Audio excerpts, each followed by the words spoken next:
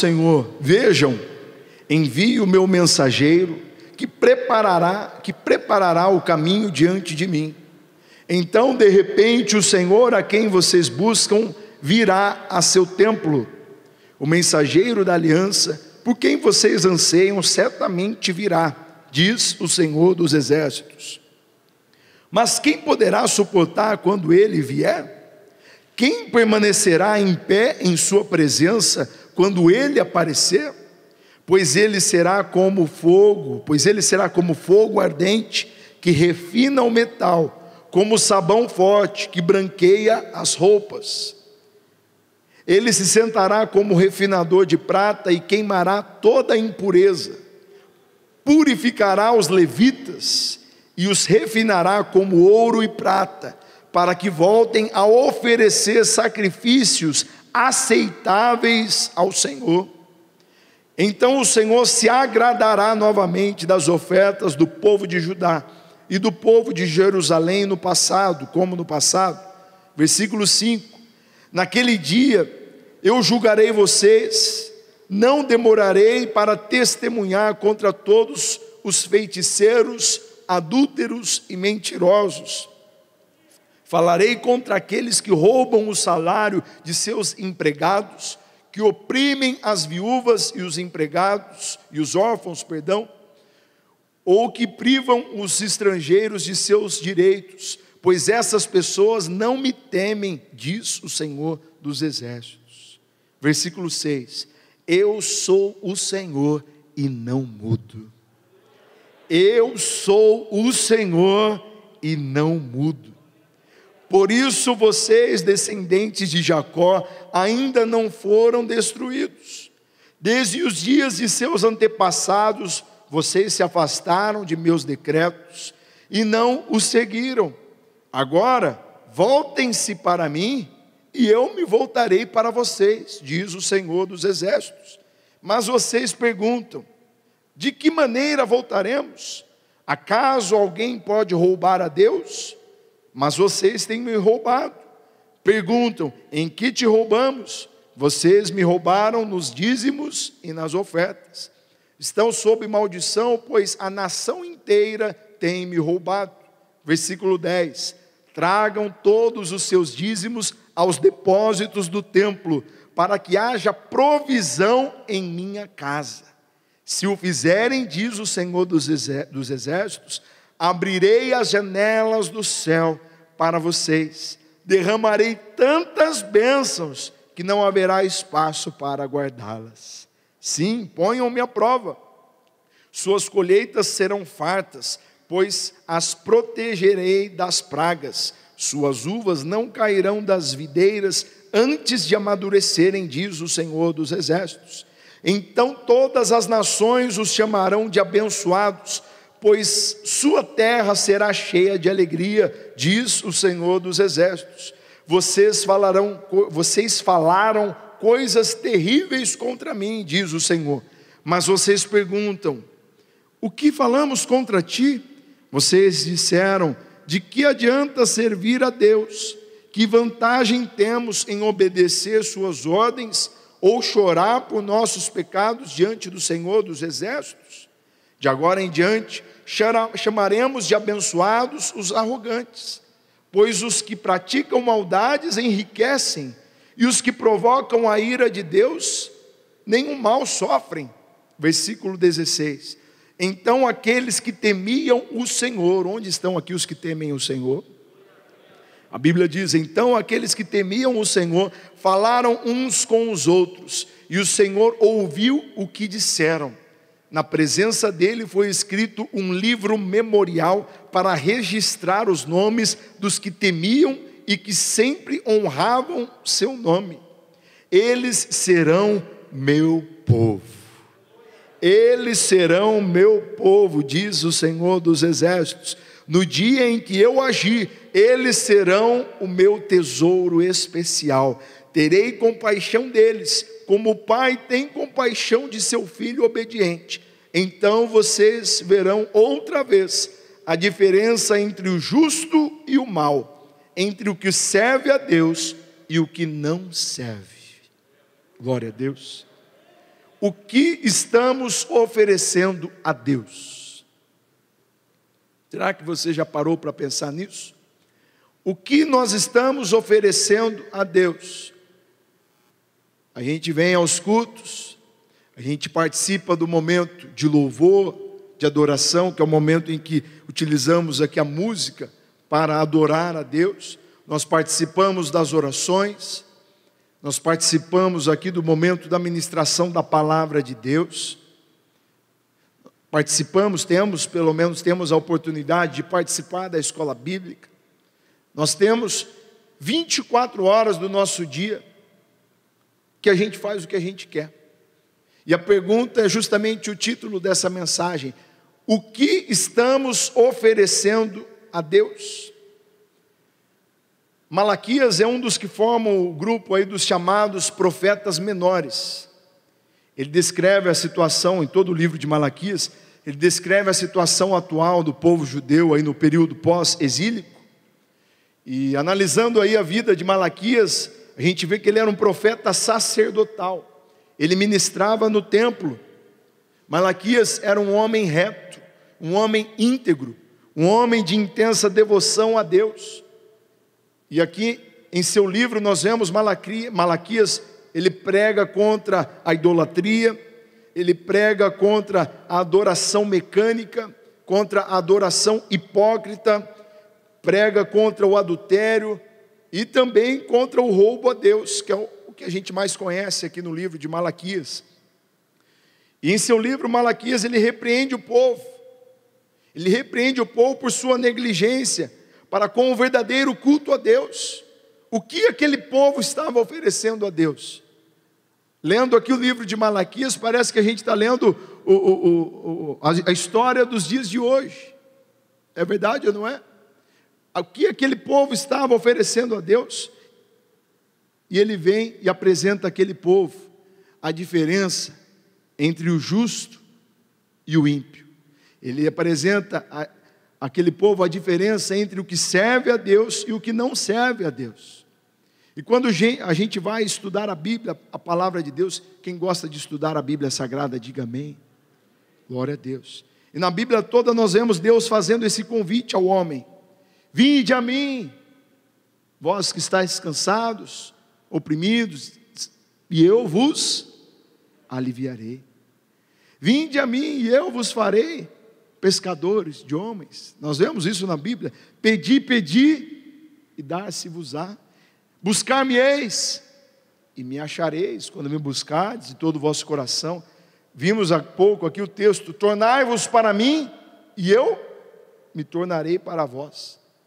Quando nos voltamos para Deus, é promessa da palavra dele, que ele se volta para nós. A gente busca tanto os milagres de Deus, a gente busca as maravilhas, os sinais, a gente busca as bênçãos. Quem não quer bênção? Eu quero sim a bênção de Deus.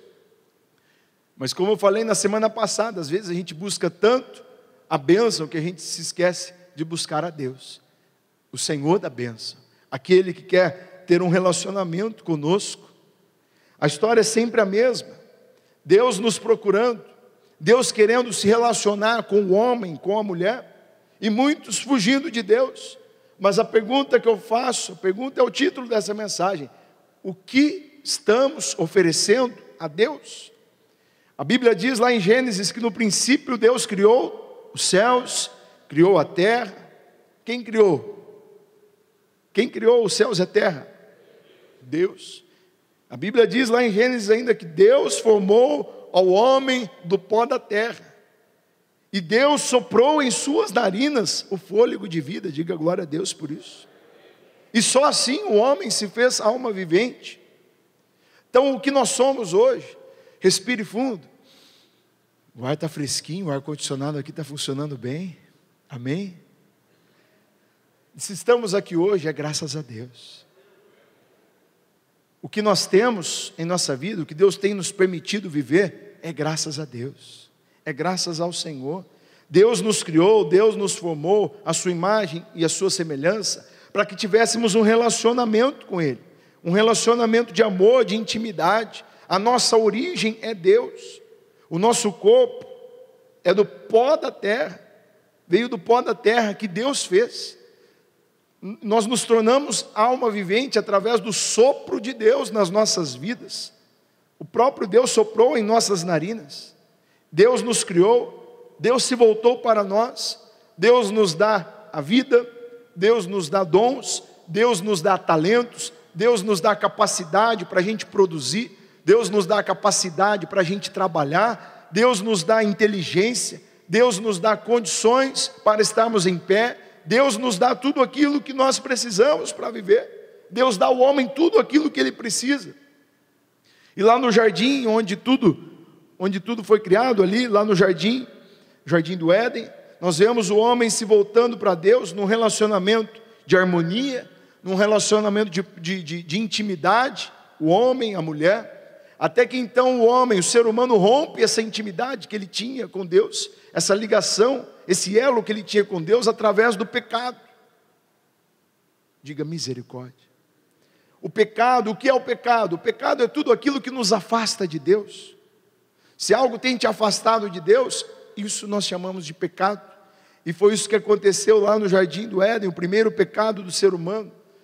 Não foi simplesmente comer do fruto. Ali havia uma raiz muito mais profunda. O homem tocou naquilo que não lhe pertencia. O homem tocou naquilo que pertencia a Deus. Quando a gente pega algo que não nos pertence sem a devida alteração, a gente não pode chamar de empréstimo. Não. Foi isso que Adão fez. O homem se apoderou daquilo que não lhe pertencia. E a Bíblia diz, apenas ouça, Gênesis 2, 15 a 17. Tomou, pois, o Senhor Deus ao homem e o colocou no jardim do Éden, para o cultivar e o guardar. E o Senhor Deus lhe deu esta ordem: de toda árvore do jardim comerás livremente, mas da árvore do conhecimento do bem e do mal não comerás. Adão, você pode comer de toda árvore do jardim livremente, só não coma da árvore do conhecimento do bem e do mal. E ao comer desse fruto, o homem estava dizendo o que para Deus? Deus, eu não estou nem aí para o que o Senhor disse, eu não me importo para o que o Senhor acha, para o que o Senhor tem para mim. A gente acabou de cantar que meu orgulho me tirou do jardim. A gente acabou de cantar aqui, clamar a Deus, Deus, que o Senhor possa afastar de nós o nosso orgulho, a nossa soberba, porque realmente é isso que o pecado nos faz. Quando a gente se entrega ao pecado, a gente está mostrando o quão orgulhoso a gente é, o quão capaz, o quão independente a gente é. A gente está aqui hoje no dia da independência do Brasil, e eu estou aqui para colocar diante de Deus a minha dependência. Eu sou totalmente dependente do Senhor Jesus Cristo. Eu não dependo de homens, nem da direita, nem da esquerda, nem do centrão. Eu dependo exclusivamente do Senhor Jesus Cristo. Você também, diga glória a Deus por isso. Glória a Deus. Essa deve ser a nossa busca.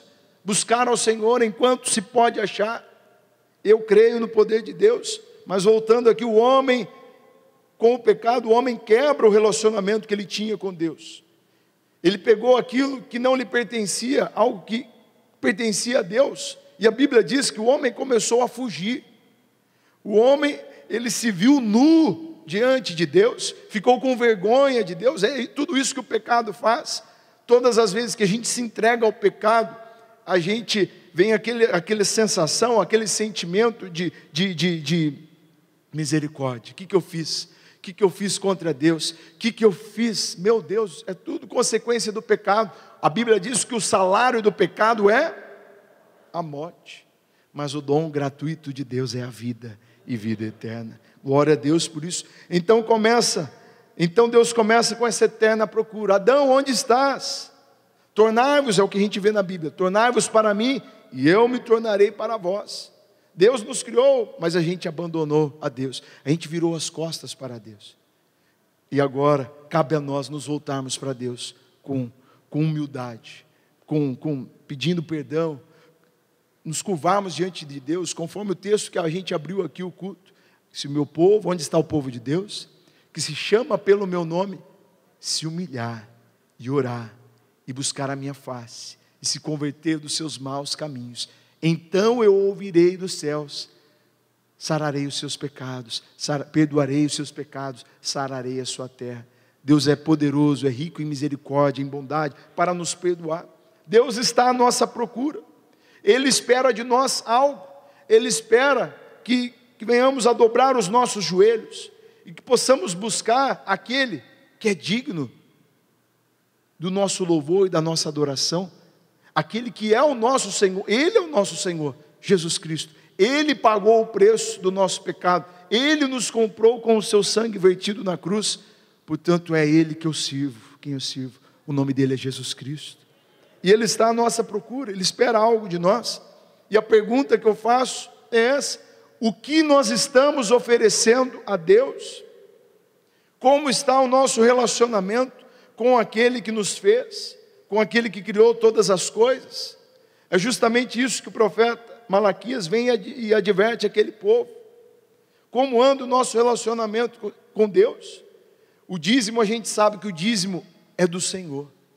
O dízimo é a gente se voltar para Deus com a 10ª parte, com 10% daquilo que Ele nos coloca nas nossas mãos, com aquilo que Ele nos permite viver, desfrutar nessa vida. A gente se volta para Deus com o nosso melhor, com o nosso dízimo.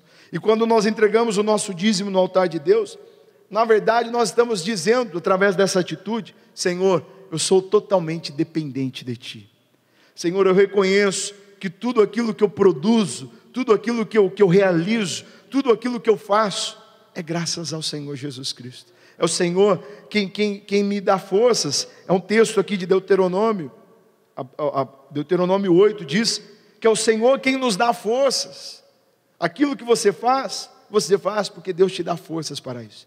Se você tem uma loja, se você tem um comércio, é Deus quem te dá forças para você produzir ali naquele lugar. Se você trabalha, você é um profissional liberal, se você é um empregado, é Deus quem te dá forças para produzir naquele lugar. O que você faz? É Deus quem te capacita, Deus quem nos encoraja. Então, todas as vezes que a gente entrega no altar de Deus o nosso dízimo, a nossa oferta, nós estamos oferecendo a Ele o nosso melhor. A primeira parte, a 10ª parte, nós estamos oferecendo a Ele o nosso melhor. O que nós estamos oferecendo a Deus? Eu me lembrei aqui, não está no meu esboço, eu me lembrei da oferta da viúva pobre. Tanta gente ali, rica, poderosa, trazendo tanto dinheiro, tanta coisa ali.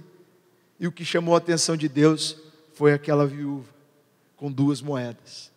Porque ela colocou diante de Deus tudo aquilo que ela tinha. Deus não olha para o valor monetário. Às vezes a gente fica pensando: mas essa oferta não vai fazer diferença para a obra. Essa oferta que eu tenho aqui não vai fazer diferença para a igreja. Deus não está de olho no valor monetário. Deus quer ter um relacionamento de intimidade com cada um de nós. Deus olha a nossa intenção, Deus olha o nosso coração.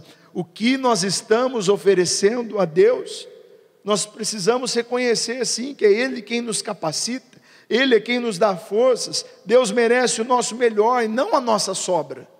Às vezes a gente vem com um valor tão grande, mas é simplesmente uma sobra que não tem nada para Deus. Deus não quer nada com isso. Deus quer o nosso coração, Deus quer o nosso melhor. Precisamos aprender a respeitar aquilo que pertence a Deus, com relação aqui aos dízimos, às ofertas, pois Ele mesmo nos garante que se atentamente nós ouvirmos a sua voz, a voz do Senhor teu Deus, e seguirmos os seus mandamentos, a gente não vai precisar ficar buscando as bênçãos do Senhor vão correr atrás de nós, as bênçãos do Senhor nos perseguirão. O que estamos oferecendo a Deus? A diferença entre aquele que é fiel e daquele que não é fiel, não está naquilo que a gente vê, porque às vezes a gente olha simplesmente para a aparência, e as aparências muitas vezes nos enganam. As aparências são um perigo para nós, e é aí que o diabo acaba tirando proveito de nós. Não se pode conhecer alguém simplesmente pela aparência. Eu fui com a sua cara, por quê? Porque você é bonito, é cheiroso, acho que eu vou me casar com você. Primeiro dia, a irmã olha para o rapaz, um rapaz lindo, atraente, aí depois vai ver, é um bandido, é um safado, sem vergonha, misericórdia, perdão aqui as palavras duras. Mas eu costumo falar, quando eu atendo aqui os jovens, quando começam a namorar, eu falo, no namoro você vai conhecer a pessoa. Não só a pessoa, vai lá jantar na casa da família, conhecer a família. Porque depois vem no pacote, não adianta falar, meu Deus, a mãe dele é... Meu Deus, o pai dele é o próprio demônio. Não adianta depois você ver e falar, depois já está decidido, já está escolhido. Então é o momento, no namoro é o momento da gente conhecer um ao outro, conhecer a família, conhecer o caráter da pessoa, porque às vezes a gente olha simplesmente a aparência, mas o mais importante é o caráter da pessoa. E o caráter a gente não vê com esses olhos aqui não vê facilmente. Às vezes a pessoa engana muito bem, mas se a gente estiver atento ali, Deus não vai deixar a gente enganado não. Então cuidado com as aparências. E no meio do povo de Deus, na igreja de Cristo, a gente acaba muitas vezes julgando as pessoas pela aparência. Que Deus tenha misericórdia de nós. Assim como não se pode julgar alguém pela aparência, não se pode conhecer alguém simplesmente pela sua aparência.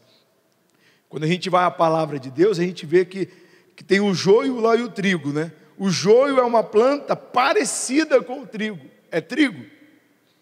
Não é trigo, mas parece. A diferença é que na época da colheita, o grão vai aparecer aonde? No trigo e não no joio. Então é muito difícil a gente conhecer pela aparência quem é crente, quem é religioso. Porque tem muito religioso dentro da igreja.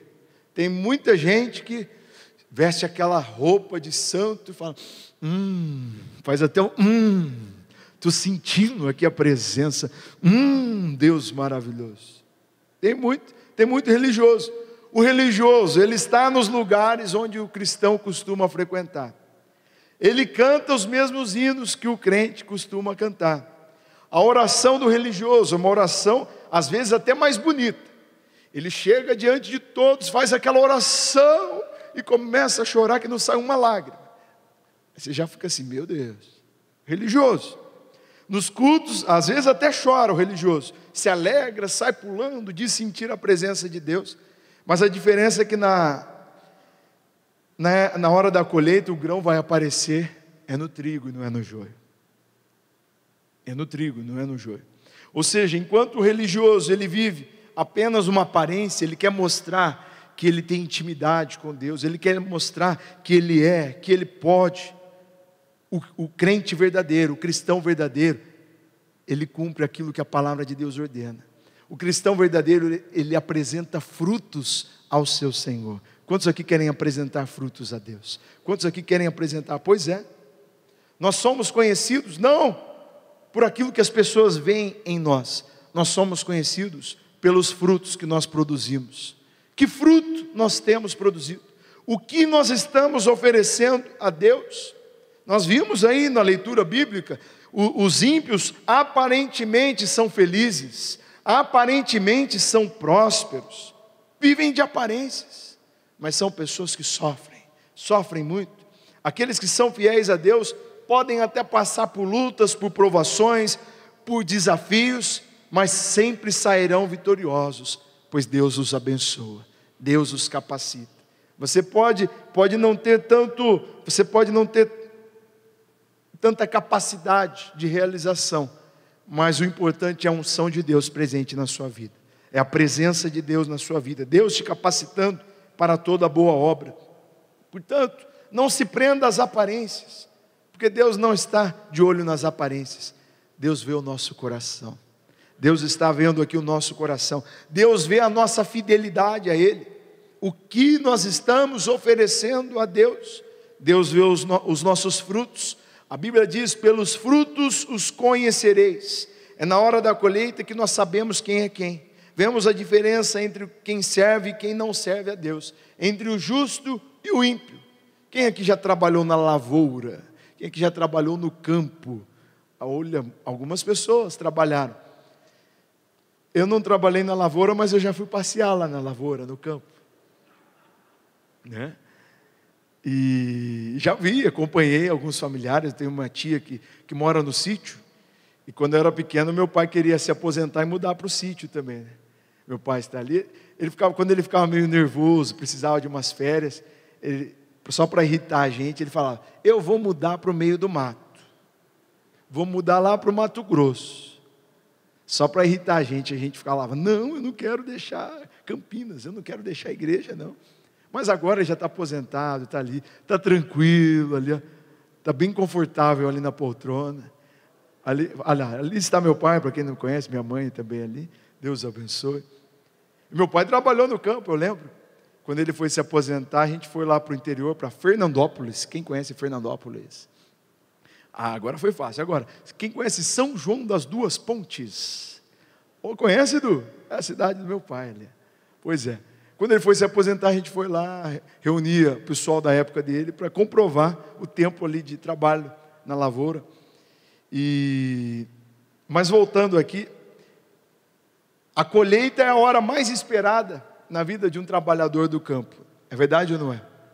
Ele trabalha ali, todo o seu trabalho de meses, de anos, pode ser recompensado ou pode ser frustrado na hora da colheita, nessa hora.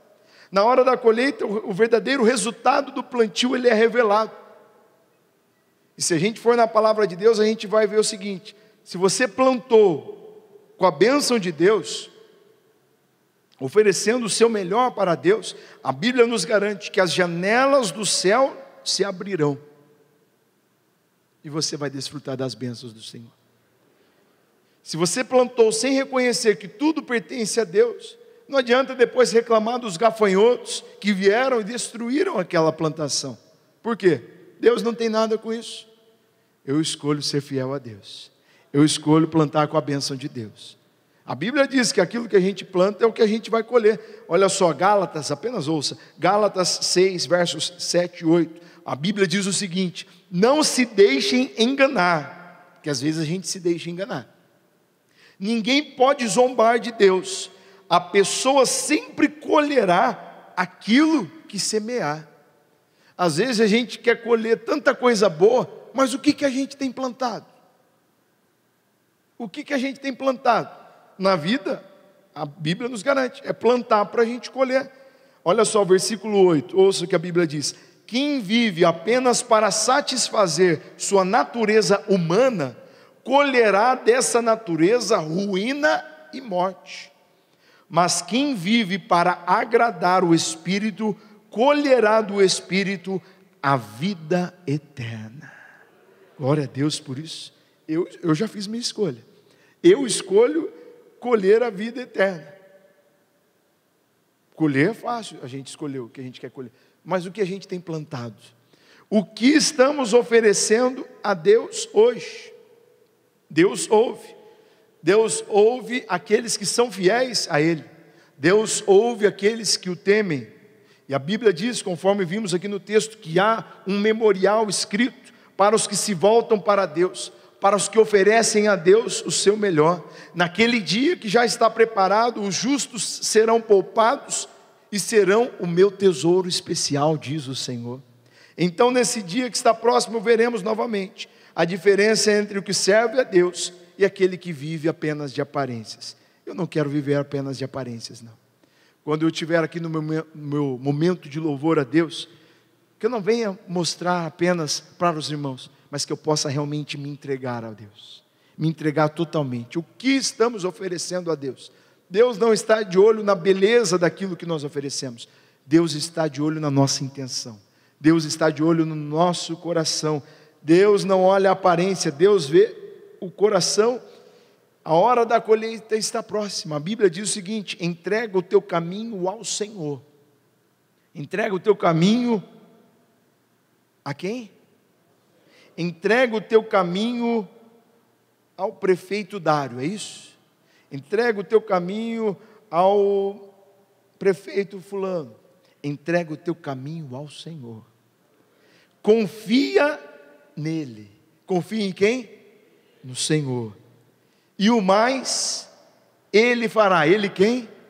O Senhor. O Senhor pode todas as coisas. O grande problema é que às vezes a gente coloca a nossa confiança em homens. Homens são falhos, são finitos, assim como eu e você somos falhos e finitos. Deus não falha, Deus não muda, Deus não nos decepciona, Deus não nos frustra, Deus é fiel em todo o tempo. Coloque a sua confiança no Senhor, entrega o teu caminho ao Senhor, confia nele e o mais Ele fará. Ofereçamos, o que estamos oferecendo a Deus? Ofereçamos sempre a Deus o nosso melhor louvor, a nossa adoração, a nossa gratidão, o nosso amor, o nosso dízimo, a nossa melhor oferta, a nossa mente, as nossas palavras, os nossos corações, o nosso tempo, a nossa vida. Deus nos quer por inteiro. O que estamos oferecendo a Ele? Eu ofereço a Ti a minha vida, Jesus. Ele deu aquilo que Ele tinha de melhor. Deus nos amou de tal maneira que Ele se deu. Ele deu o Seu único Filho para ser entregue por amor a cada um de nós. Portanto, entregue a Deus sempre o seu melhor. Amém? Se coloque em pé nesse momento aí onde você está. Peço que ninguém saia do seu lugar. Já estamos quase terminando o culto. Eu peço que agora você feche os teus olhos aí na presença de Deus. Feche os seus olhos na presença do Senhor e pare para pensar agora naquilo que você tem oferecido a Ele. Às vezes a gente acaba sendo como aquele religioso que foi falado aqui na mensagem. A gente quer mostrar para as pessoas, a gente quer mostrar, viver de aparências. Não, Deus não está nem aí para a nossa aparência. Deus quer ter um relacionamento de amor, um relacionamento de intimidade, um relacionamento com cada um de nós. Mas isso depende de nós. Ele espera de nós um gesto, Ele espera de nós uma atitude que pode ser mostrada por palavras, mas muito mais que palavras, um coração entregue, um coração voltado para Ele. Senhor, nós nos unimos agora diante de Ti. Senhor, tudo aquilo que nós ouvimos da Tua palavra nessa noite, Senhor, que possa cair numa boa terra, que possa produzir bons frutos para a Tua obra, para a Tua glória. Senhor, afasta de nós toda soberba, afasta de nós toda aparência, afasta de nós, Senhor, tudo aquilo que tem nos impedido de oferecermos a Ti o nosso melhor. A nossa vida, Senhor, pertence a Ti. Senhor, tudo aquilo que nós temos, tudo que somos, é graças ao Senhor Jesus Cristo. Senhor, nós oferecemos a Ti, Senhor, tudo agora, tudo o que nós temos, as nossas palavras, os nossos pensamentos, as nossas atitudes, os nossos gestos, a nossa melhor oferta, o nosso dízimo no Teu altar, aqueles que não têm conseguido ser fiéis a Ti, Senhor, que possamos ser fiéis ao Senhor. E o fiel é aquele que todo mês, faça chuva ou faça sol, se volta para Deus com o seu melhor, com a sua oferta, com o seu dízimo no altar de Deus. Que sejamos nós esses que não têm do que se envergonhar, não têm o que temer. Nós não tememos o mal, nós não tememos o amanhã, aquilo que pode vir a acontecer amanhã, porque a nossa vida está construída na prática da Tua palavra. Nós cremos que aquele que ouve a Tua palavra e pratica, esse não se abala, esse permanece firme. Que sejamos nós esses que permanecerão firmes, inabaláveis na prática da Tua palavra, na certeza que o Senhor vai cumprir as Suas promessas em nossas vidas, hoje e sempre, em nome de Jesus. Amém. Amém? Dê um lindo aplauso ao Senhor Jesus Cristo.